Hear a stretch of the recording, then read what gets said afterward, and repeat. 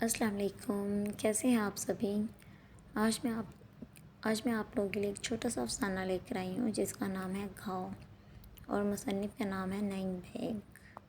چلے چلتے ہیں افسانے کی طرف۔ کچہری کے احاطے میں چند کاغذات ہاتھ میں پکڑے اپنے پورے جسم کو ایک لمبی سفید چادر میں لپیٹے نکلتے ہوئے قد کی ایک نوجوان خاتون اپنے ساتھی ادھیڑ عمر شخص کے ساتھ داخل ہوئی تو قریبی میزوں پر بیٹھے لوگوں کی گہری نظروں نے اس اجنبی اور انجان سراپے کو کھنگال کر رکھ دیا، اس طرح دیکھنے کی شاید یہی وجہ ہی ہوگی کہ چھوٹے سے گاؤں کی کچہری میں سبھی لوگ، چند وکیل، ان کے اہلکار اور مختلف مقدموں میں ہمیشہ سے مشغول چند ذمہ دار اور ان کے قابل رحم کاشتکار سب ایک دوسرے کو برسوں سے جانتے تھے۔ یہ نیا پن اور شہری رنگ ان کے لیے ایک دلچسپی کا سامان تھا۔ تاہم وہ خاتون دبے تلے قدموں کے ساتھ چلتے ہوئے اپنی تیز اور جان دیدہ نظروں سے ادھر ادھر اس طرح دیکھ رہی تھی کہ جیسے کسی کی تلاش میں ہو، اور پھر جیسے اسے سکون مل گیا، اس نے ایک گہرا لمبا سانس لیا اور اپنے ادھیڑ عمر ساتھی کو دور ایک طرف اپنی میز پر بیٹھے خالی آنکھوں سے خلاؤں میں گھورتے ہوئے سنجیدہ سے نوجوان کو دیکھ کر اس کی طرف اشارہ کیا اور وہ دونوں اس کے قریب پہنچ گئے۔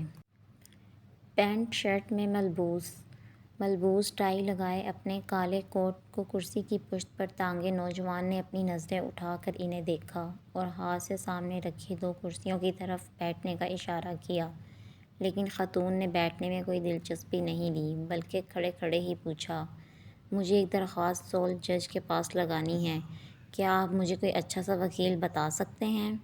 نوجوان نے پرامید نظروں سے خاتون اور اس کے ادھیڑ عمر ساتھی کی طرف دیکھا جو بار بار اپنی دھلکتی پینٹ کمر سے اٹھا رہا تھا اور کہا، اس گاؤں میں چند ہی وکیل ہیں اور ان میں ایک میں ہوں، آپ حکم کریں، میں آپ کی خدمت کر سکتا ہوں۔ میں آپ کی کیا خدمت کر سکتا ہوں؟ خاتون نے پوچھا کہ کیا یہی بات ہوگی یا کہیں اور بیٹھنا پڑے گا؟ نوجوان وکیل نے کہا، بہتر ہے کہ ہم یہی بات کر لیں۔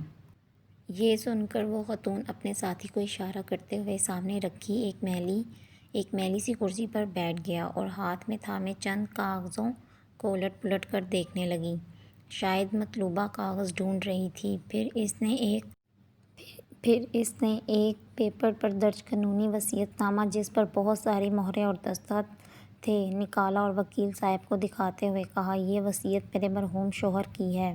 مرنے سے پہلے انہوں نے اسے قانونی حیثیت دینے کی غرض سے اسے معلقہ قانونی محکموں سے تصدیق اور منظور بھی کرایا تھا اور پھر اسے میرے حوالے کیا تھا۔ یہ اتفاق ہے کہ وہ چند ماہ پہلے یہاں اپنے گاؤں میں اپنی پہلی بیوی کے پاس آئے اور پھر دل کا دورہ پڑنے سے وہیں انتقال کر گئے۔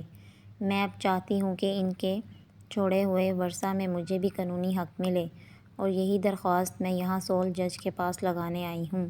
کیا آپ یہ کام کر سکتے ہیں؟ نوجوان وکیل کے لیے اس سے بہتر اور آسان کیس اور کیا ہو سکتا تھا جس میں وہ ایک نوجوان بیوہ کی مدد بھی کر رہا ہے اور اپنی قانونی پریکٹس بھی، اور پھر شہری خاتون ہے، اچھی خاصی فیس بھی ملے گی۔ یہ سوچ کر اس نے کہا کہ آپ فکر نہ کریں، میں اس کیس کو اپنے ہاتھ میں لیتا ہوں اور آپ کے کچھ قانونی اخراجات یہاں ہوں گے۔ جس پر اس خاتون نے کہا، نوجوان وکیل کے لیے اس سے بہتر اور آسان کیس اور کیا ہو سکتا تھا جس میں وہ ایک نوجوان بیوہ کی مدد بھی کر رہا ہے اور اپنی قانونی پریکٹس بھی، اور پھر شہری خاتون ہے اور اچھی خاصی فیس بھی ملے گی۔ یہ سوچ کر اس نے کہا کہ آپ فکر نہ کریں، میں اس کیس کو اپنے ہاتھ میں لیتا ہوں، آپ کے کچھ قانونی اخراجات ہوں گے۔ جس پر اس خاتون نے کہا، آپ متعلق فکر نہ کریں، جو اخراجات ہوں گے وہ میں ادا کروں گی۔ یہ میرے ساتھی آپ سے رابطے میں رہیں گے اور تمام کارروائی میں آپ کی مدد بھی کریں گے۔ نوجوان وکیل نے اپنا وکالت نامہ بخوشی سامنے رکھ دیا تاکہ خاتون اس کے سامنے ہی اپنے دستخط کر دے۔ جس پر اس خاتون نے بلا جھجک دستخط کر دیے اور ساتھ ہی اپنے ساتھی کو اشارہ کیا کہ کچھ فیس کی رقم بھی دے دی جائے۔ جس پر ادھیڑ عمر شخص نے لفافے میں بند کچھ نوٹ نوجوان وکیل کی طرف بڑھا دیے۔ نوجوان نے بخوشی قبول کر لیے۔ تمام معاملات طے ہونے پر خاتون نے اس وصیت نامہ کی پہلے سے کی گئی فوٹو کاپیز بمجز کچھ دیگر قانونی اور شادی کے کاغذات نوجوان وکیل کے حوالے کر دیے اور مطمئن سی ہو کر بیٹھ گئی۔ نوجوان وکیل نے کاغذات کا پرندہ تھامے ہوئے کہا کہ آپ میری طرف سے فارغ ہیں، تاہم جب تک کہ میں ان کاغذات کو دیکھ لوں آپ ہماری چائے ضرور پی کر جائیں۔ نہیں، بہت شکریہ، ہمیں شہر جلدی واپس جانا ہے۔ اور یہ کہہ کر خاتون نے اجازت لی اور کچہری احاطہ سے باہر کھڑی کار کی طرف چل دی۔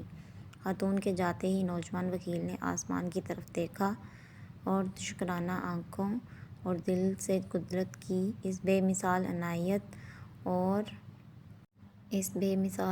و الطاف پر شکر ادا کیا۔ پھر اس نے کاغذات کو ہاتھ میں لیتے ہوئے سرسری نظر سے انہیں دیکھنا شروع کیا۔ جوں جوں وہ کاغذات پڑھتا گیا توں اس کے چہرے کا رنگ بدلنا شروع ہو گیا۔